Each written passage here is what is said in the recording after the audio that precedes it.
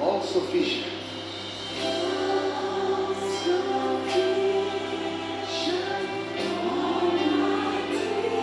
Sovereign.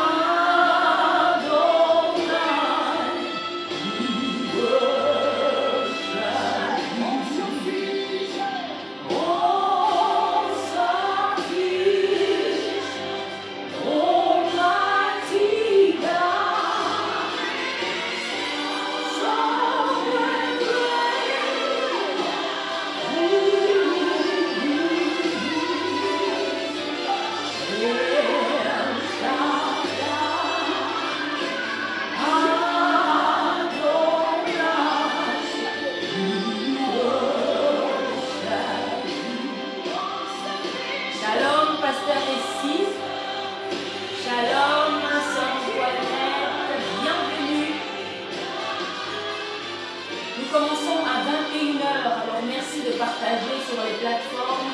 Ce soir, nous allons parler de ce qu'est la signification du mariage sur le plan organisationnel. Ce soir, le message est vraiment très important.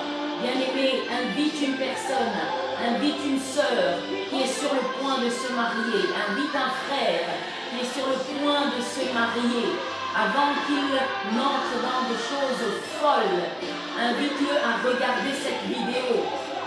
Shalom à tous. Shalom Mama Tumba. Partagez ce live, invitez votre soeur, invitez votre frère, invitez même vos enfants. Si vous avez des enfants qui sont sur le point de se marier, invitez-les parce que ce message est très important. C'est quoi la signification du mariage? Que signifie se marier selon la volonté de Dieu, bien-aimé? Bienvenue, bienvenue, partagez, partagez, bien-aimé. Ce soir, nous nous adressons aux futurs mariés. Alléluia. Que Dieu vous bénisse. Nous avons encore 2 minutes. Et ensuite, nous commençons. Alléluia.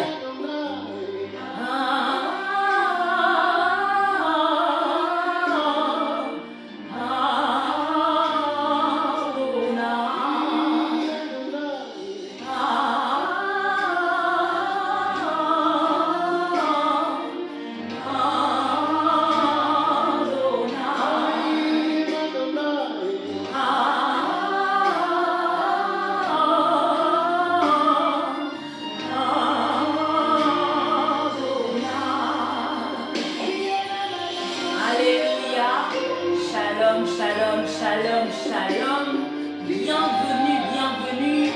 Merci à tous pour votre présence. Nous commençons dans environ 1 minute. Alors prenons ce temps-là pour inviter d'autres personnes. Merci aux nouvelles personnes qui nous rejoignent. Si c'est la première fois que tu es là ce soir, n'hésite pas à t'abonner. N'hésite pas à t'abonner à cette page Bethel Testimony TV. On y diffuse des enseignements qui ne peuvent que t'édifier. Shalom, ma soeur Madeleine Makessé. Que Dieu vous bénisse. Bienvenue au milieu de nous. Ne partez surtout pas. Nous n'allons pas tarder à commencer. Alléluia. Merci pour votre présence. Le message de ce soir, c'est un message, comme on dit en anglais, powerful message. The message of tonight is a powerful message. Is the message for all the church. The message of tonight is a powerful message for the whole church, for all the Christians in the whole world. Cela signifie que c'est un message qui est pour tous les chrétiens dans le monde entier, notamment pour tous ceux qui veulent entrer dans le mariage, qui sont en train de s'organiser. Ce message est pour chacun d'entre vous. Alléluia, alléluia. Bienvenue à tous, bienvenue, il est 21h, nous allons commencer tout de suite. Encore une fois, shalom, shalom. Je suis tellement ravie, tellement heureuse de vous retrouver ce soir, comme tous les lundis. Bienvenue donc dans cette émission intitulée Un moment avec Jésus-Christ. C'est une émission pour vous qui nous rejoignez et qui peut-être ne la connaissez pas et donc vous la découvrez.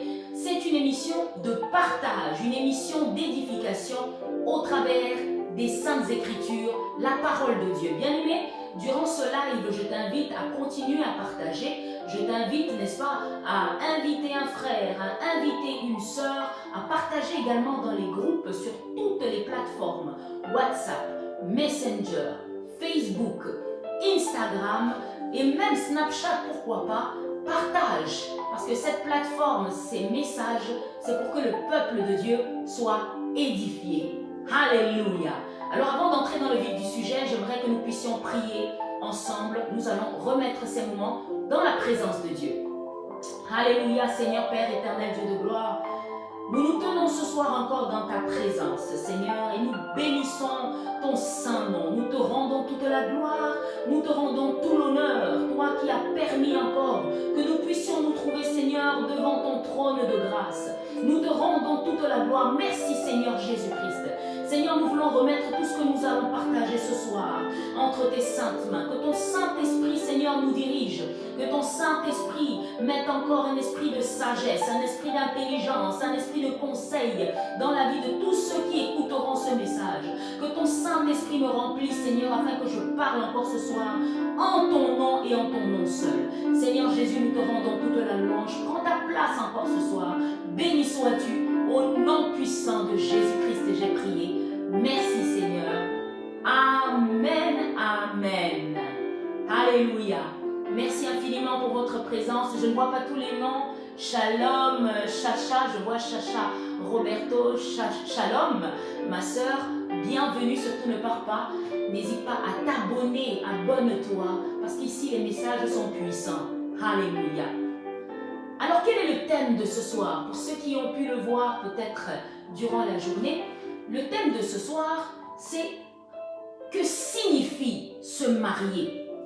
Pour ceux qui nous suivent régulièrement, vous avez remarqué que depuis plusieurs semaines, désormais, cela fait environ 2 mois, nous parlons particulièrement des relations de couple avant le mariage, nous parlons de la préparation avant d'entrer dans le mariage, nous parlons des fiançailles, nous parlons aussi de comment vivre des fiançailles sanctifiées selon la parole de Dieu pour ne pas pécher contre Dieu. Alors ce soir, le thème c'est que signifie se marier? Alors certainement, parmi vous, certains ont dû se poser la question, mais de quoi va parler la sœur Gladys? De quoi va-t-elle parler ce soir? Est-ce qu'elle va nous enseigner ce qu'est le mariage? Alors que peut-être elle n'en connaît pas grand-chose. Non, ce soir c'est assez particulier. Si tu as une sœur, si tu as un frère qui est sur le point, n'est-ce pas, à peut-être 1 semaine, 2 semaines, 1 mois, même 6 mois de se marier, il faut qu'il écoute ce message. C'est pour que nous soyons édifiés au travers de la parole de Dieu. Alléluia. Alors, comme vous le savez certainement, en tout cas ici en Europe c'est le cas, en ce mois d'août, nous le voyons partout autour de nous, les gens se marient. Les gens se marient, les jeunes se marient, les vieux se marient. C'est la saison des mariages. Amen. C'est la saison des mariages. Et c'est une saison qui va continuer jusqu'en peut-être septembre. En tout cas, c'est une saison qui est propice. Mais j'aimerais ce soir attirer l'attention de tous ceux qui sont en train de se préparer. Vous l'avez certainement vu, d'ailleurs, j'ai posté une vidéo sur mon profil il y a quelques jours, je crois que c'était hier, où j'ai dû chanter même pour l'entrée de 2 jeunes mariés. Samedi dernier, c'était fabuleux, c'était magnifique. La parole de Dieu ne dit-elle pas dans Proverbes, chapitre 18, verset 22, « Celui qui trouve une femme a trouvé le bonheur, c'est une faveur qu'il a reçue de l'Éternel. » Oui, le mariage, c'est une faveur de Dieu. Le mariage aussi, c'est une fête. Et cela, nous sommes d'accord avec cela. Amen. Il est écrit dans Ésaïe 61, verset 10, « Je me réjouirai en l'Éternel. Tout mon être tressaillira d'allégresse à cause de mon Dieu, car il m'a habillé avec les vêtements du salut. Il m'a couvert du manteau de la justice. Je suis pareil aux jeunes mariés qui, tel un prêtre, se coiffe d'un turban splendide à la jeune mariée qui se pare de ses bijoux. » Comme vous le voyez ici aussi, on parle d'une célébration, on parle d'une fête. Et nous savons aussi dans Hébreux chapitre 13, verset 4, ce verset qui commence par « Que le mariage soit honoré de tous. » Mais comment faut-il l'honorer? De quelle fête s'agit-il? Comment est-ce que nous devons célébrer notre mariage? Oui, ce soir, nous allons parler de la façon dont nous devons célébrer notre mariage. Nous le savons tous, le mariage n'est pas une institution humaine. Ça ne vient pas des hommes, c'est une institution divine. Cela signifie qu'il n'y a pas 2 manières de se marier pour plaire à Dieu. Il n'y en a pas 3, il n'y en a pas 100. Il n'y en a qu'une seule. C'est-à-dire selon la volonté de Dieu. Et c'est pourquoi la Bible d'ailleurs le dit dans Genèse chapitre 2 verset 24 et également dans Matthieu chapitre 19 verset 5 et également dans Éphésiens chapitre 5 verset 31, cette phrase que vous connaissez autant que moi. C'est pourquoi l'homme quittera son père et sa mère et s'attachera à sa femme et les 2 deviendront une seule chair. Ce verset nous enseigne une chose simple, c'est-à-dire qu'il y a un processus, n'est-ce pas? Qu'avant de se mettre ensemble, d'habiter ensemble, il y a ce qu'on appelle le mariage. C'est-à-dire qu'on quitte son père et sa mère, on s'attache à une femme, on s'attache à un homme. Malheureusement, le manque de compréhension de ce verset, la mécompréhension de cette phrase, de cet ordre de Dieu, nous a amenés à faire notre propre volonté et à pécher, malgré nous, sans le savoir même, contre Dieu, en faisant des choses qui ne sont pas bibliques. En effet, on se rend compte que, effectivement, peu de gens ont une idée précise sur ce qu'est le fait de se marier. Voilà pourquoi les gens, ils vont faire des choses fastueuses, dépenser des sommes d'argent immenses, n'est-ce pas? Ils vont faire plein de choses, ils vont s'endetter, n'est-ce pas? Pour en mettre plein la vue aux invités. Mais à la fin, que reste-t-il de la substance même, de la définition même du mariage? Vous avez ces personnes, n'est-ce pas, qui vivent ensemble pendant des années, et qui après décident de faire la bénédiction. En tout cas, c'est de ça que je vais parler ce soir. Ne soyez pas pressés, mes bien-aimés, si nous dépassons de 5-10 minutes, veuillez me pardonner. J'aimerais vraiment terminer ce message. On se rend donc compte que peu de gens ont une idée précise du mariage, de la façon d'organiser le mariage. Ils n'ont pas une idée précise du symbole qu'est le mariage. Oui, le mariage doit aussi être un symbole qui impacte la génération qui nous entoure et aussi la génération future.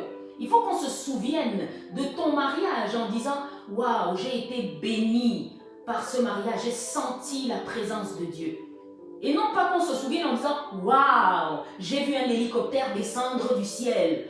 Waouh, j'ai vu une calèche tirée par 18 chevaux. Non, ce n'est pas ça l'essentiel.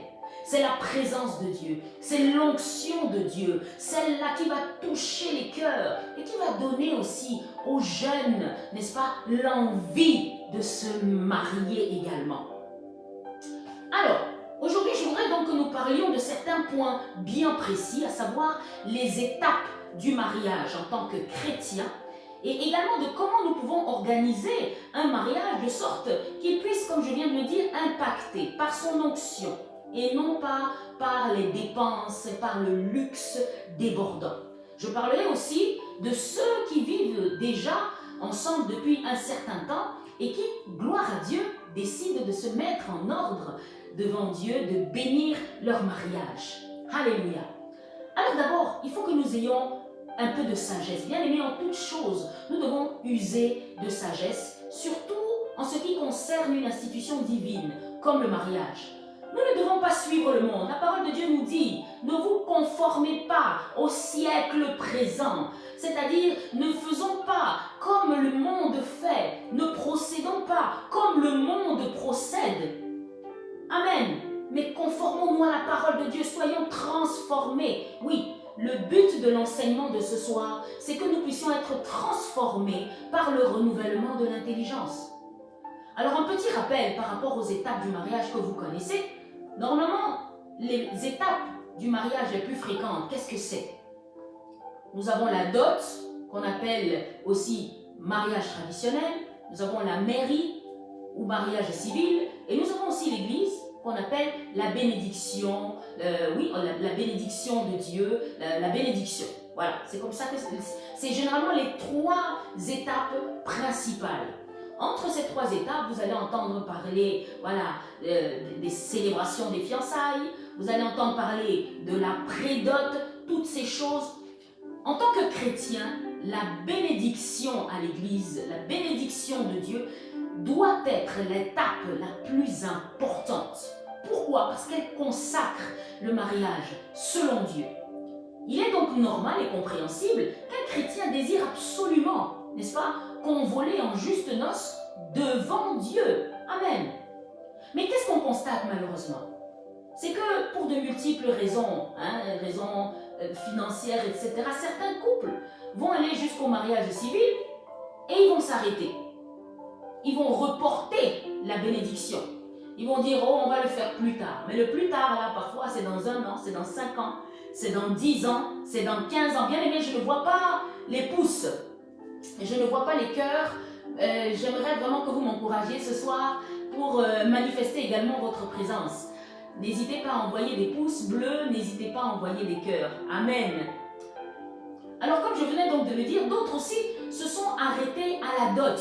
Oui, et surtout dans nos communautés africaines. La dot est très importante. Mais souvent, la dot prend une importance qui est tellement grande qu'elle fait croire aux gens qui assistent et même à ceux qui sont en train de doter, ou du moins voilà, à la femme et au jeune homme, que la cérémonie de dot voilà, remplace la bénédiction. Voilà pourquoi certaines personnes ils vont aller dans la cérémonie de dot, il va y avoir la dot, et puis plus rien. Parfois il y a la pré-dot, il y a les fiançailles.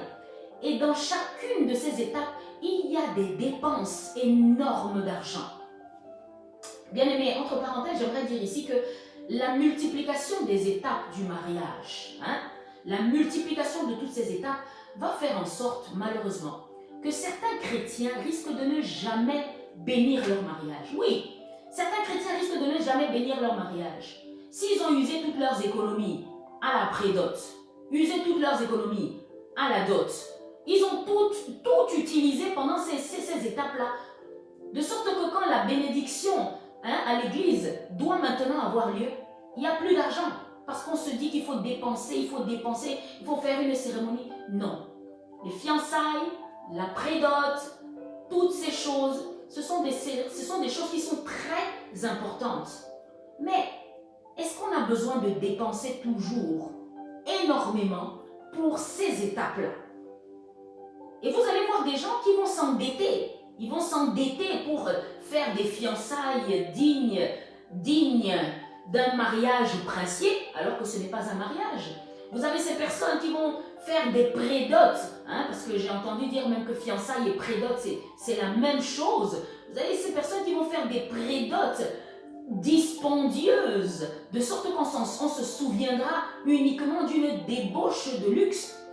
Et la bénédiction de Dieu, on la remet à des dizaines d'années plus tard. Bien aimé, j'aimerais te dire, si tu es passé par là, que c'est une erreur de stratégie.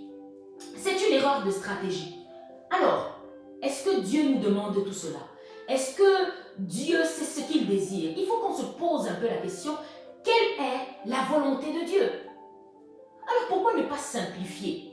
Pourquoi ne pas faire en sorte de dépenser peut-être moins? Vous avez des personnes qui ont tellement dépensé pendant la pré-dot, tellement dépensé pendant les fiançailles, tellement dépensé pendant 6 mois, 1 an plus tard, pendant la dot, qu'elles sont endettées. Et entre-temps, pré-dot, fiançailles, ce n'est pas le mariage. Mais vous avez ces personnes, voilà, elles ont dépensé toute leur énergie financière, physique, matérielle durant ces étapes-là que ces personnes pensent même qu'elles sont déjà mariées. Nous avons tellement compliqué le mariage que certains, avant de se marier, ils vont commencer à réfléchir. Et d'ailleurs, en Afrique, on en parle de plus en plus. Vous avez un jeune homme, il veut se marier, mais il commence à réfléchir. Est-ce que j'ai assez d'argent pour payer la dot? Est-ce que j'ai assez d'argent pour payer la pré-dot? Est-ce que j'ai assez d'argent pour... Vous voyez, les gens commencent à réfléchir. Parce que chaque étape va... Certaines personnes pensent que chacune de ces étapes, on doit dépenser des milliers de francs, des milliers d'euros, on doit s'endetter pour qu'on se dise « Ah, c'était un grand mariage ». Mais grand mariage, ça ne veut rien dire. Grande dot, ça ne veut rien dire. Grande cérémonie de dot ou de pré-dot, si Dieu n'est pas au centre, bien aimé, quelque part, c'est une erreur de stratégie. Vous avez des gens qui, pour chacune de ces étapes, ils vont les espacer de 5 ans, de 10 ans. Ce n'est pas ça qui est la volonté de Dieu. Laissez-moi vous dire une chose aussi. Là, je vais faire une petite parenthèse. Certains parents risquent de ne jamais marier leur fille à cause d'une dot énorme qu'ils vont exiger. Il y a des parents qui veulent manger sur le dos de leur fille, qui veulent manger sur le dos du marié, les oncles, les tantes. Je ne suis pas en train de critiquer la dot, mais je dis qu'à un moment donné, il faut savoir qu'à cause de ces parents-là, à cause de ces oncles, à cause de ces tantes, il y a des filles qui ne vont pas arriver à se marier. Vous voyez, moi je viens du Cameroun. Et dans certaines régions du Cameroun, les dots sont immenses. C'est-à-dire que pour épouser une femme qui sort d'une certaine région, on va parfois vous demander des dots immenses, des millions. On va vous demander un bœuf. On va vous demander un camion de bière. On va vous demander un camion de vin. On va vous demander des dames-jeannes de vin de palme. On va vous demander des centaines de pagnes. Et puis on va vous demander de nourrir tout le village. Quand un jeune homme veut aller épouser une femme d'une telle région, bien aimée, croyez-moi, il va se poser la question.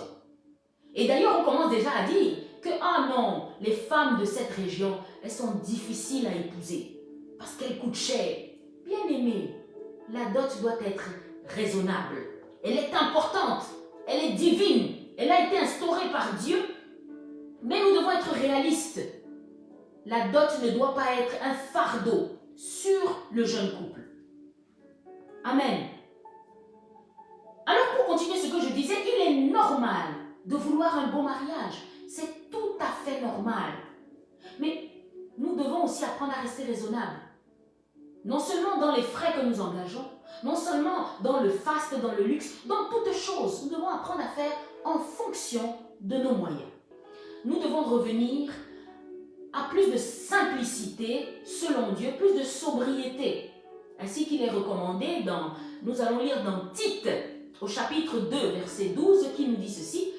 Elle nous enseigne à renoncer à l'impiété et aux convoitises mondaines et à vivre dans le siècle présent selon la justice et la piété. Elle nous enseigne à renoncer à l'impiété et aux convoitises mondaines. La convoitise, voilà le mal de beaucoup de chrétiens. Beaucoup de chrétiens qui font en sorte que nous envions les autres. Et nous voulons faire comme eux, parce que nous voulons montrer. Avoir un grand mariage et une débauche d'argent qui est dépensée n'est pas la preuve que ton mariage va aller loin. Est-ce que ça va faire en sorte que ton mariage soit heureux? Non!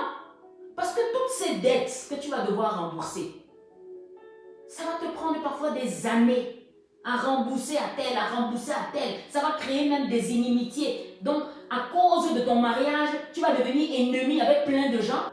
Non, c'est pas possible. Ce n'est pas possible. Et pourtant, il y a des gens qui se sont mariés très simplement, très humblement. Et en Afrique, il y en a. Des gens qui se sont mariés avec parfois pas grand-chose. Mais leur mariage est devenu un exemple de la présence de Dieu. C'est un mariage qui a été béni. Avec le bonheur, avec la santé, avec la force. Et vous les retrouvez à 80, 90 ans. Ils vont vous dire, ah moi quand je me suis mariée, je n'avais pas grand-chose, mais j'aimais ma femme. Ou alors j'aimais mon mari. Et nous sommes allés à la mairie, puis nous sommes allés à l'église, et puis nous sommes rentrés, nous avons commencé notre vie. Mais nous n'avons jamais manqué de rien. Est-ce que tous ceux qui se sont mariés en dépensant des centaines, des millions de francs CFA, en dépensant des milliers, des dizaines de milliers d'euros, peuvent dire la même chose? Est-ce qu'ils peuvent dire, oui, nous avons la paix dans notre foyer? Est-ce qu'ils peuvent dire, oui, Jésus, le Saint-Esprit avec... Non, tout le monde ne peut pas dire la même chose, bien entendu. Je ne suis pas en train de dire qu'il faille se marier en jean. Je ne suis pas en train de dire qu'il faille se marier en short, sale, débraillé, mal habillé, non. Mais nous pouvons se faire simple et bien, beau, avec nos moyens. Il y a trop d'abus. Évitons les abus. Mettons balle au centre. Remettons Jésus au centre de toute chose. Quelle est la volonté de Dieu? Comment est-ce que je peux faire pour que mon mariage soit à la fois beau, magnifique et que la présence de Dieu soit là et que mes invités se souviennent, oh mon Dieu, oh nous avons pleuré d'émotion, pleuré de joie, nous avons senti la présence de Dieu. Je vais terminer ici maintenant en parlant à toutes ces personnes-là qui vivent ensemble depuis un certain temps, depuis plusieurs années, mais qui aujourd'hui ont envie de bénir leur mariage. J'aimerais te dire Amen, gloire à Dieu. La bénédiction de l'Éternel, c'est la meilleure des choses. Toutes ces étapes, la prédot, les fiançailles, la dot, la mairie, c'est bien. Mais sans la bénédiction, il manquera toujours quelque chose. Mais ma soeur, ma maman, parce que si tu en es là, c'est que tu n'es pas ma soeur, tu es ma maman. Est-ce que tu as besoin de faire une grande fête? Ton mari et toi, vous vous êtes déjà venus. Vous dormez ensemble tous les soirs. Vous avez des enfants, vous avez des petits-enfants qui sont en train de vous donner même des arrière-petits-enfants. Qu'est-ce qu'il y a de nouveau? Il n'y a rien de nouveau. Alors de quoi tu as besoin? Tu n'as besoin que d'une seule chose. Une bénédiction simple le dimanche à l'église. Si tu es dans ce cas-là, que tu t'es marié, tu as fait tes enfants, tu t'es marié, quand je dis marié, je parle du mariage traditionnel, mariage civil. Peut-être tu as fait toutes ces étapes et tu ne connaissais pas encore le Seigneur et ça fait maintenant 10 ans, 15 ans, 20 ans, tes enfants ont déjà 30 ans. Et aujourd'hui, dans ton cœur, tu te dis non, j'aimerais que le Seigneur bénisse mon mariage. Tu n'as pas besoin de louer une salle de 600 personnes. Tu n'as même pas besoin de louer quoi que ce soit. Va voir tes pasteurs dimanche et ils vont te bénir devant toute l'assemblée. Vous finissez, vous rentrez manger le chikwang, le pondou, tu peux faire un petit poulet, tu peux faire un petit madessou. C'est bon. Est-ce qu'il y a besoin encore de faire une grande célébration? Hein? Pour impressionner qui? On vous connaît en tant que couple. On connaît vos enfants, on connaît vos petits-enfants. Célébration là, c'est seulement pour faire la fête. Ce n'est pas utile. Et puis surtout, quel exemple cela montre à vos enfants. Comprenons bien cela. Moi qui suis présente devant vous, je ne suis pas encore mariée. Mais par la grâce de Dieu, cela se fera très bientôt. Merci pour vos prières à mon endroit. Mais il est vrai que quand je regarde autour de moi les mariages, je vous assure que je vois beaucoup de choses. Beaucoup de choses. Et parfois, je me dis, mais quel exemple certains mariages nous montrent à nous autres qui avons envie de nous marier. Est-ce que cela nous montre que le meilleur, c'est de vivre ensemble pendant 30 ans et au bout de 30 ans, je fais une grande fête? Pensez à vos enfants. Pensez à eux. Et vous avez ces mamies de 55 ans, de 58 ans, 60 ans, qui après avoir vécu pendant un certain nombre d'années avec leur mari, oui, c'est déjà leur mari, ils veulent juste la bénédiction finale, la bénédiction nuptiale, la bénédiction de Dieu. Ils vont en plus venir mettre le voile. Oh, il faut vous interroger sur la signification du voile. C'est quoi le voile? Bien sûr, le voile est bien si la femme n'a pas encore connu son mari. C'est normal. Mais vous dormez ensemble depuis votre jeunesse. Que vient faire le voile sur ta tête? Vous dormez ensemble. Vous avez des enfants. Interrogeons-nous. Qu'est-ce que le voile? À quoi sert-il? Le voile, c'est quelque part le symbole d'une certaine pureté, d'une certaine préservation envers son mari, d'une certaine virginité, C'est-à-dire que ton corps, là où il est, ton mari ne l'a pas encore connu. Mais ton mari te connaît depuis 20 ans, 30 ans. Le voile, tu viens, tu mets. Non, non, non, ce n'est pas possible. C'est un symbole de virginité. Est-ce que tu es vierge? Non. Tu n'as pas besoin du voile. Tu n'as pas besoin, ma chère maman, de faire une grande cérémonie. Encore une fois, ton cœur brûle d'être béni. Tu n'as pas besoin de faire une cérémonie énorme. Va voir dimanche. Je t'encourage, si tu es dans cette situation, ma chère maman, dimanche qui arrive, va voir ton pasteur. Va voir tes pasteurs et dis-leur, bénissez notre mariage. Voilà, c'est tout. Ensuite, tu continues ta vie. L'essentiel, c'est de mettre ta vie, ton mariage en ordre devant Dieu. Tout le reste, c'est de la vanité. Et en plus de ça, ça déshonore Dieu. Un voile sur une personne qui vit déjà maritalement. Quel est son sens? Ça n'a aucun sens. Et beaucoup de personnes vont attirer ainsi la malédiction sur leur mariage parce qu'elles vont faire des choses sans réfléchir, mais qui ne sont pas la volonté de Dieu. Et la volonté de Dieu est simple. Mariez-vous avant d'entamer une vie de couple. Les fiançailles, ce n'est pas le mariage, ma soeur. Écoute-moi bien. Mon frère, tu t'es fiancé. Fiançailles, ce n'est pas le mariage. Si durant les fiançailles, tu vis avec ton fiancé, laisse-moi te dire, hein, tu es en train de pratiquer la fornication. Fiançailles, ce n'est pas le mariage. Prédot, ce n'est pas le mariage. Même si certaines personnes disent que la dot, le mariage traditionnel, c'est déjà le mariage. La chose la plus importante, c'est la bénédiction de Dieu. Il y a des gens qui elles ont entamé leur vie de couple. Elles ont consommé leur vie de couple. Elles ont vieilli dans leur vie de couple. Et puis maintenant, vous voulez vous marier, vous voulez vous marier devant Dieu. C'est de la bénédiction dont vous avez besoin, une bénédiction simple. Ça, c'est même pas le genre de cas où on doit faire des grandes invitations. Non, non, non, non, surtout pas. Vous avez fait des fiançailles avec beaucoup de dépenses et ensuite, vous avez fait une pause sur 1 année, 5 ans, 10 ans en vivant ensemble. Déjà que tout ça, c'est pas à la gloire de Dieu. Mais maintenant, vous voulez faire un grand mariage. Quel témoignage!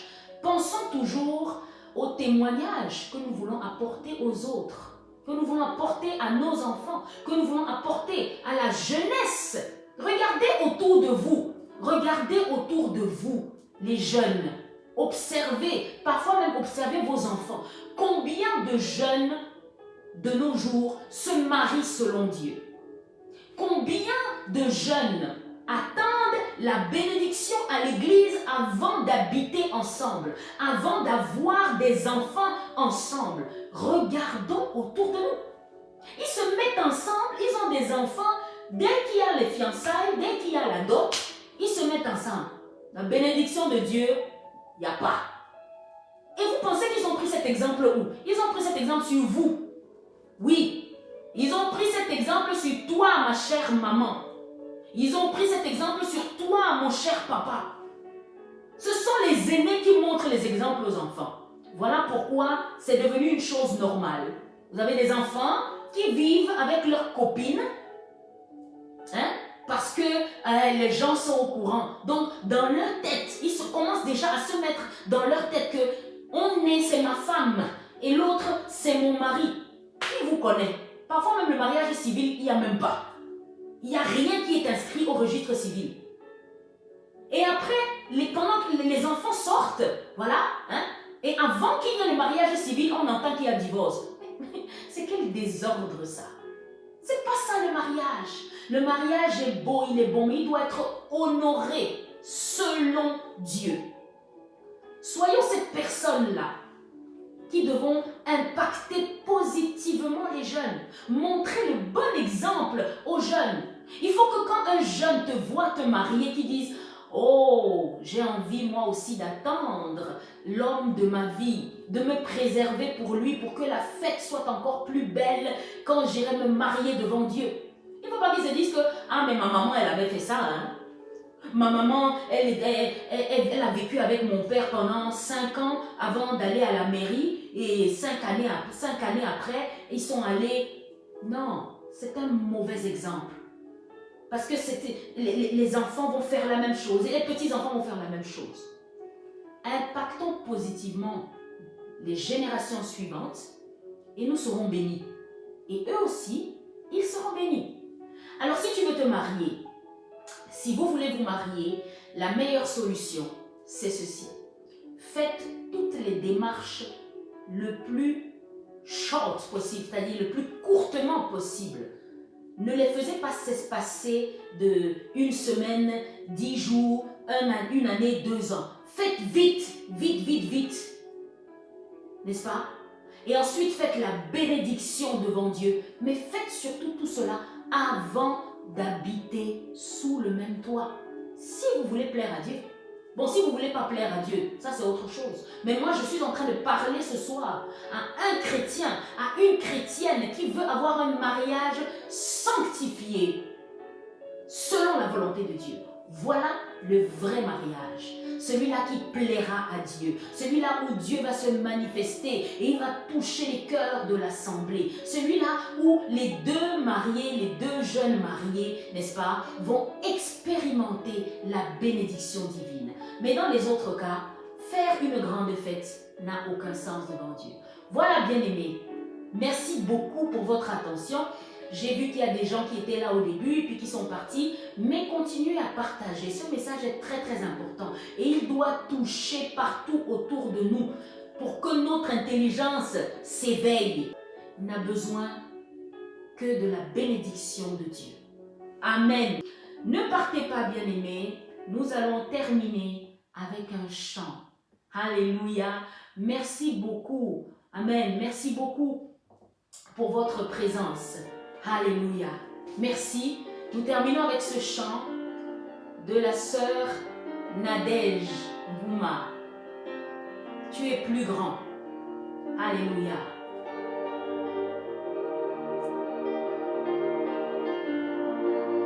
Alléluia. Seigneur Jésus, je t'aime, je me donne tout à toi. Que les écailles de mes yeux tombent, pour que je te vois tel que tu es.